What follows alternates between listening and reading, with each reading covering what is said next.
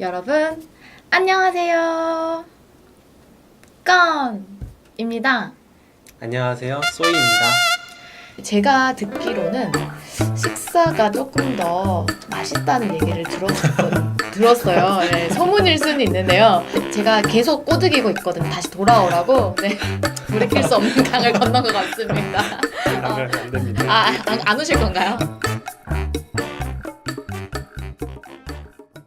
수술실에서 일을 하시다 보면 아무래도 저희 같은 경우에는 식당이 뭐 11시 반부터 2시라든지 이런 정해진 점심시간, 저녁시간이 있어서 그 시간에 맞춰서 내려갔다가 오는데 수술장은 그런 사정이 녹록지가 않을 것 같아요. 수술이 길어지는 경우에는 전혀 끼니를 거를 수도 있고 그런 경우를 대비해서 혹시 어떻게 식사는 하고 계시는가요?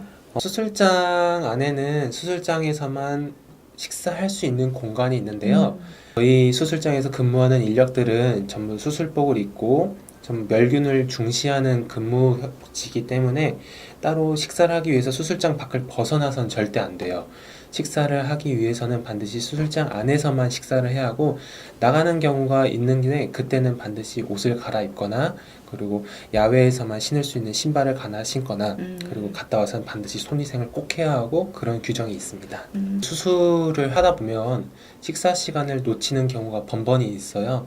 근데 수술장에서는 예외적으로 다른 직원 식당과는 다르게 식사가 계속 준비가 되어 있습니다. 예를 들어서 조식과 중식 사이에 그 준비하는 시간이 전혀 없고요. 바로바로 시대가 되고 전혀 식사를 못하는 시간은 없습니다. 웬만해서는 정규 시간에는 전부 다 식사를 할 수 있고 그 대신 메뉴를 골라서 먹을 수가 없죠. 저희는 이제 서관, 뭐 동관 이렇게 관이 다르면 식단이 다 달라요. 그리고 이제 한 관에서도 뭐 저녁에 특식이 나오면 A식, B식 나와가지고 이제 그거를 먹을 수는 있는데 그러면 뭐가 보통 나오나요? 조금 더 맛있는 게 많이 나오는 것 같아요. 뭐야? 더 좋은 거 아니야? 예. 네, 이렇게 저랑 신규 간호사 시절에 힘듦을 함께 나누고 혼자 다른 부서로 그렇게 가서 얼마나 제가 섭섭했는지 몰라요. 지금도 물론 이렇게 교류를 잘 하고 있지만 혹시 이제 병동에 있다가 수술실로 부서 이동을 하게 된 뭐 본인만의 계기가 있었었나요? 물론 병동에서 근무하는 외과 간호사로서 수술 후에 환자를 받는 것도 중요하고 그리고 수술 전에 수술을 위해 준비하는 것도 중요하지만 저는 그것보다도 환자의 수술이 어떻게 이루어지는지 그리고 이 환자가 어떤 수술을 통해서 이 수술 후 상황이 되었는지도 알고 싶었기 때문에 수술장에서 근무를 하고 싶다는 생각을 했고 우연치 않게 기회가 되어 병동을 떠나 수술장에서 근무를 하게 되었습니다. 저는 지금 외과병동에서 근무를 하고 있어서 제가 하는 업무는 수술을 하고 회복실을 거쳐서 올라온 환자를 수술 후에 이제 회복해서 퇴원을 하는 것까지를 담당을 해서 업무를 하고 있는데 항상 궁금해요. 수술실에서 어떤 일이 일어나고 있나? 왜 보통 이때쯤이면 수술이 끝나야 되는데 왜 안 끝나고 있지? 이분은 수술이 좀 빨리 끝났는데 왜 빨리 끝났지? 궁금증도 있고 공부를 하면서 뭐 해부학적 구조를 보던지 아니면 교수님이 해주시는 강의를 들으면서 익히곤 하지만 사실 뭐 동영상으로 보는 거랑 직접 수술장에 참여하는 거랑 사실 느낌이 많이 다를 것 같아요. 혹시 그래도 병동에서 어느 정도 적응을 하고 수술실로 이제 간 건데, 뭐 처음에는 힘들진 않았었나요? 아니면 이게 나한테 찰떡이다. 이렇게 느꼈나요? 우선 병동에서 근무했던 게 특히나 외과 병동이었기 때문에 그게 기본이 되다 보니까 수술장에서도 수술이 어떻게 이루어지고 그리고 이게 어떤 기관인지 어떤 무슨 문제가 있는지 라는 거에 대해서 조금 더 빨리 캐치할 수 있었던 장점이 있는 것 같습니다. 그렇지만 병동에서 배웠다고 해서 수술장에서 모두 완벽하게 알 수 있는 건 아니어서 수술장에서는 특히나 우리 간호사들이 하는 일은 스크럽이나 서큘레이팅이 수술을 위해 준비를 하는 업무가 제일 크거든요. 그래서 이 수술에는 어떤 기구가 더 필요하고 어떤 물건을 더 써야 할지라는 거를 조금 더 중점적으로 알고 있어야 돼요.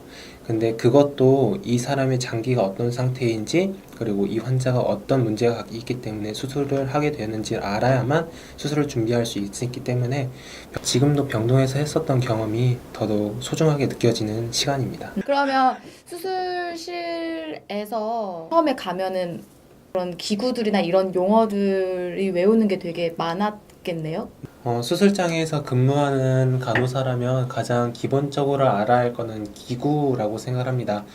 저희가 직접 수술에 참여하는 게 아니고 기구를 건네주는 게 주 업무이기도 하기 때문에 그런 건데요. 물론 기구를 하나하나 다 알아가는 것도 중요하지만 각 과에서 어떻게 이 기구를 부르는지도 굉장히 중요한 것 같아요. 힐리라고 있는데 곡선도 있고 직선도 있고 굉장히 날카로운 것도 있고 얇은 것도 있고 깊게 들어가는 것도 있어요. 근데 이런 거 하나하나 다 알아야 하고 이 켈리도 다른 데에서는 어떻게 보면 헤모스tat이라고 부르는 경우도 많아요. 기본적으로 여러 가지 주로 쓰는 기구들이 몇 가지가 있거든요. 그런 것들은 여러분들이 까먹지 않고 다 알고 있으면 조금 더 근무하는데 좋은 조건이 될 것 같습니다. 교수님이 수술을 하시면서 맞아요. 이거 주세요 했는데 모르고 못 드리면 그러면 수술이 진짜 낭패죠.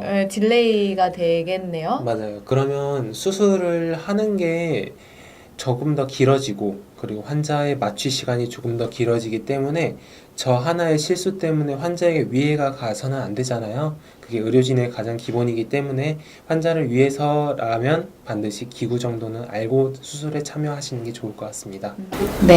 수술실에서 이제 근무를 하면서 느꼈던 장점에 대해서 한번 이제 얘기해 주실 수 있으실까요? 저는 개인적으로 해부학을 굉장히 재밌게 공부를 했었습니다. 수술장을 감으로써 내가 공부했던 해부학을 조금 더 심도 있게 공부할 수 있었고 수술하고 있는 필드를 보다 보면은 제가 공부했던 그 모습 그대로의 환경이 펼쳐지거든요.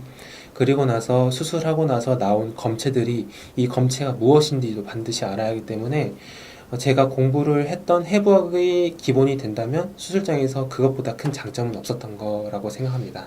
나는 이거는 좀 단점이다 하는 부분은 혹시 있나요? 수술장에서의 수술이라는 게 딱 정해진 시간 동안만 하면 좋겠는데 수술이 너무 길어진다거나 환자가 위중한 상태거나 막상 수술을 해보니까 생각보다 너무 오래 걸린다라는 수술이 종종 있습니다. 그럴 때는 스크럽 선생님들이나 서큘레이팅 선생님들이라 쉴 수 있는 시간이 전혀 없습니다.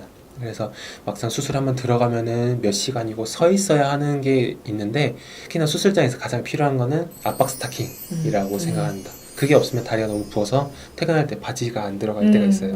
병동에서도 압박 스타킹 신었었나요? 저요? 응. 난 처음부터 신었었는데 저는 안 신었죠. 근데 지금은 신어요?